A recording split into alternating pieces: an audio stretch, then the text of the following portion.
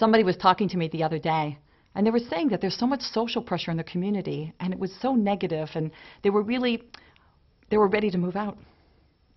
So I told her that every community has certain social pressure, and that when you move into a community, you choose your social pressure. But there's good social pressure and not so good social pressure. What is good social pressure?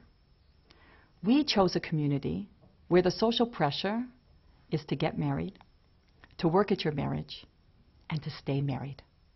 There's also a social pressure to be a good person, to be kind, to be giving, to be helpful. There's a social pressure not to gossip. In my community, if I would say, oh, I've got some great gossip for you, I would be a social pariah. It would be like I lit a cigarette in a closed elevator. People would go home and tell their spouses that our children can't marry her children. That's good social pressure. Why? Because it helps me to be a better person. All boats rise. When you're in a situation, you're in a community, when you're around people who are really kind, giving, good, honest people, you rise up to that level. And the opposite. There are some communities where there's a social pressure to gossip. That if you don't gossip, you're the social pariah. Who does she think she is? If you say, you know what, we shouldn't be talking about this.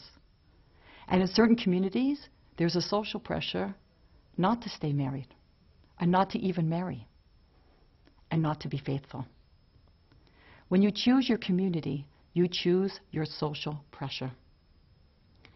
There's going to be certain things in every community that's whatever. It's a little shtick, or it's something that you don't really relate to. There's certain things that we're going to do in our communities that we're going to do just to get along, just for shalom, just for peace. Know you're doing it for that reason. Know that this is what I'm doing just to get along with people. It's just not worth standing up for.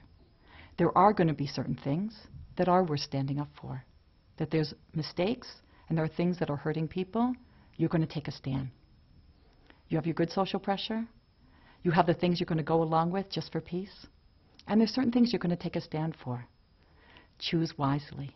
And choose a community that has the social pressure that you want to strive for and that you need. I'm Lori, Almost Live.